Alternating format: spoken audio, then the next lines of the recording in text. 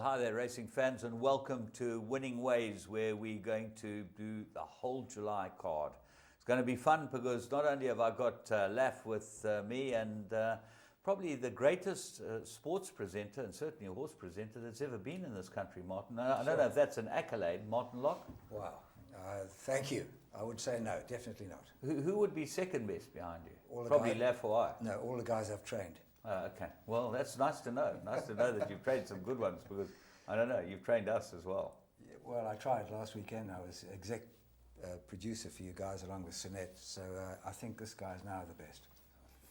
Different class. We're going to move straight into it now. You know exactly what's coming. We're going to move straight into it and have a look at our three to follow. Now, we've done the show in a slightly different format this week because what we've done is we put the three to follow, the three Group 1 races on July Day. We've picked all three of those as horses to follow in the past on the show. And then we're going to do the Vodacom Durban July as the blast from the past, this year's Vodacom Durban July. And then we're going to go into current affairs and then chat to Martin. But he'll be involved with us. And let's go and have a look at the three to follow.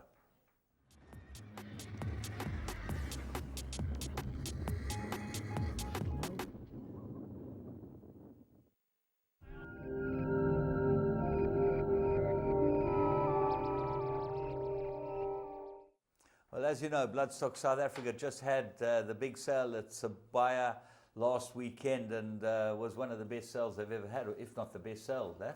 Yeah, very, very good. Everything's going hunky-dory with them. I think 90,000 average around there. Some good horses went up for went under the hammer. I think it's going to get bigger and bigger, the sale, especially with the races that are aligned with it. Well, we'll be seeing the race later on in the show where we will see the winner of the first KwaZulu-Natal Million race from the sale. But also, as a note of interest, you can go up to the broodmares and weaning sale and horses in training sale up at Eldora Stud on Wednesday. Starts at 12 o'clock, Eldora Stud in the Midlands, Mike Smith Stud. And you'll be able to go and buy one of Connie Brooks' sale. It's the total dispersal of Connie Brooks. And there are quite a lot of quite nice horses there. So if you want to get into the horse business, you get up there on Wednesday. Let's go and have a look at the three to follow.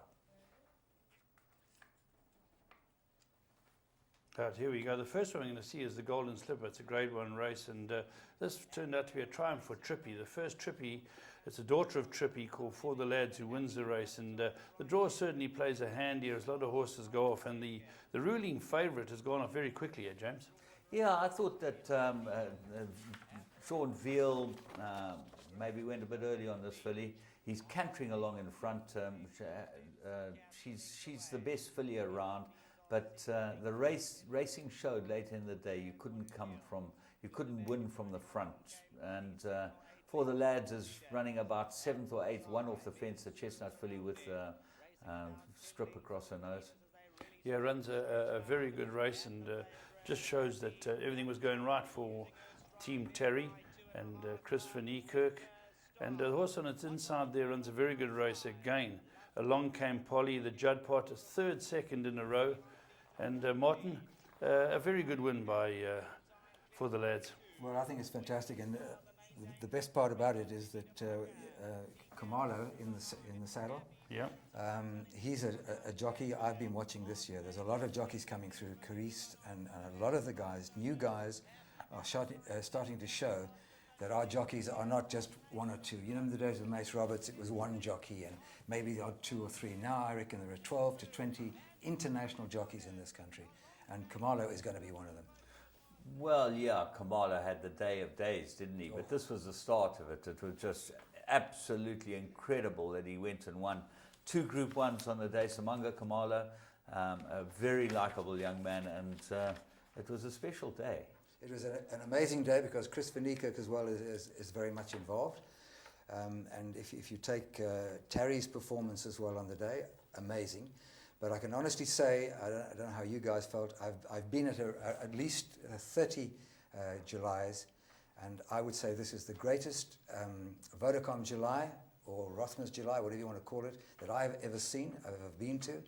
The organisation by Gold Circle was absolutely unbelievable. The tribute to the great man, former President Nelson Mandela, was so super on the day. But the buzz around, everybody's sort of worried about the wet and the going and what it would be like. I understand from Michel Nyrek that the jockeys just played the game. They said, look, we're racing and that's it. And it did cut up a bit, but it was soft. You know, I must reiterate what you're saying, and Laf's a director, so he doesn't have to say anything here because they need to take the credit here. It was a marvellous day under very trying circumstances. You know, we were very worried that they weren't going to be able to use the infield car park. Can you imagine the chaos that would have caused? It was very wet. Well, James, what actually happened the night before, we were at a do with the chairman and the CEO and the COO, and they're all very, very worried that there was not going to be a race, possibly.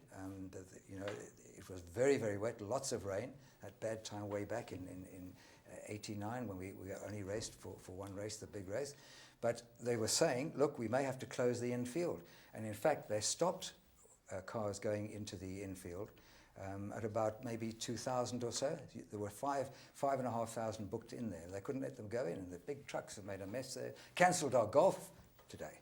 Shocking. Ruined the whole thing. But as we say, hats off to the guys at Gold Circle. Every one of you did an absolutely amazing job. And I reiterate what Martin's got to say. It was one of the best Julys that's ever been. Let's move on and have a look at the Colts race, which is always a good pointer as to what the best colt is around. Certainly a horse that's going to go over a bit of ground. Now, this was a fantastic triumph for Chris Gerber and Judd Pot, first season side. Let's go and have a look at that. Yeah, this looked to be an interesting race. A lot of people didn't have much idea who was going to win this race. A few horses found support. It had a very open look to it, and it turns out to be a very, very good finish. The winner of the gold medallion, Captain of All, goes up there as he looks to be a speed horse, the son of Captain L, and he all but wins it, gets collared late. Very, very good runs by Kocha, the Black Manalouche, who runs second. And well done to everyone involved with the winner. A very, very good win by this winner. And as James says, Judd Pot, you can see it in the yellow cap, in Chris Gerber's blue and yellow colours, 3/4 of the way back deep. Yeah, remember, Laf, we picked this horse up after his first run in Jimmy Burgess, thanks very much, in Johannesburg, and he really, really won a very, very good race indeed there. Came up on them 20-1 or 25-1. We said, follow this is a good horse.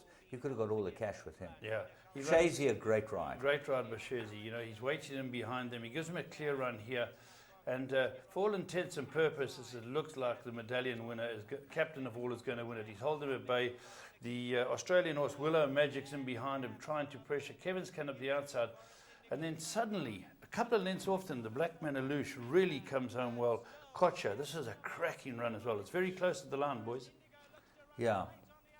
Yeah, I thought this was an unbelievable win because we were expecting Full Combat to sort of lead the way with Delpeche, but the draw wasn't the greatest. But this was an outstanding performance.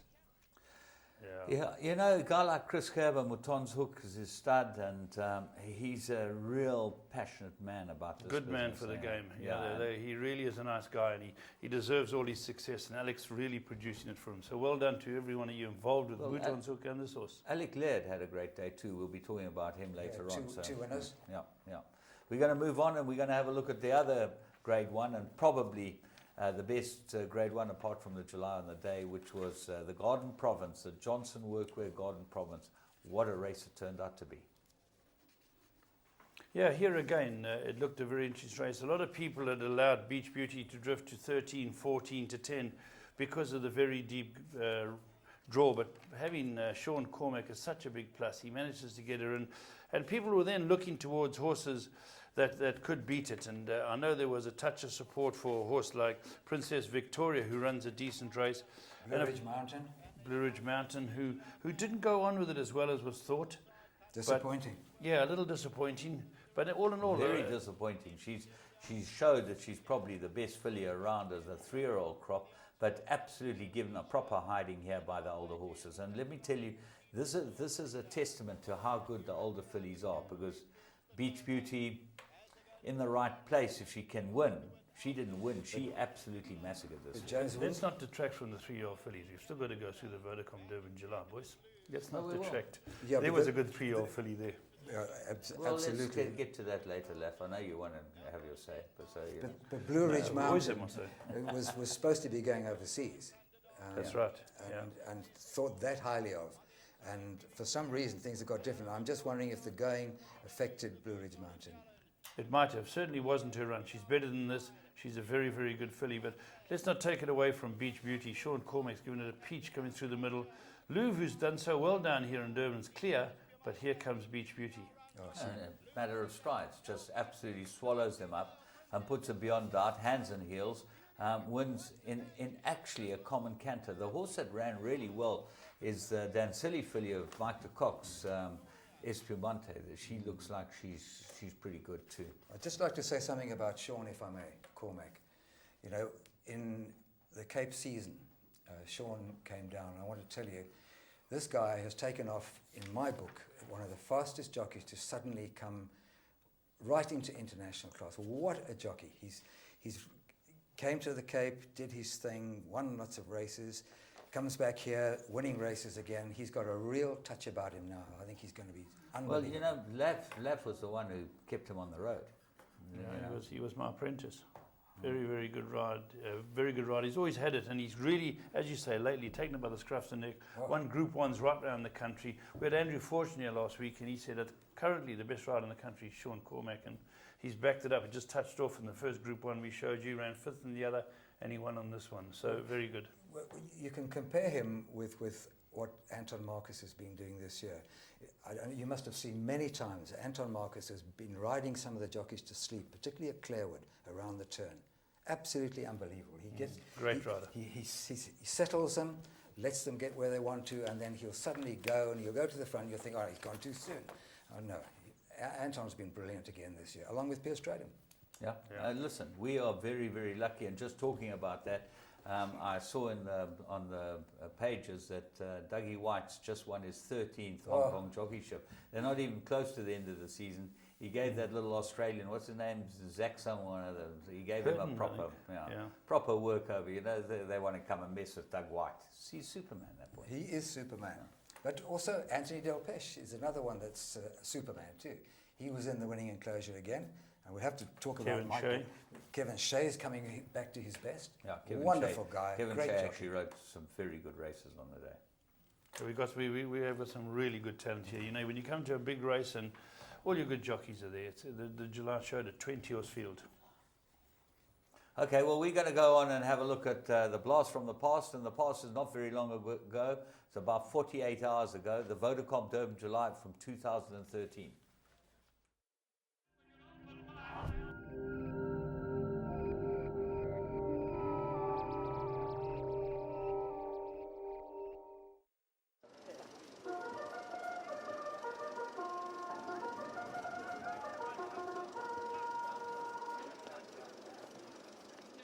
By the defending champion Pomodoro. The red cap of Heavy Metal and Samanga Kamalo.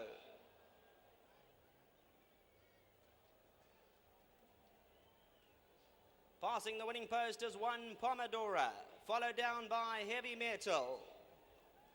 If you like, Hill 54, there he is, stretching his legs, number 3 from the Vaughan Marshall stable.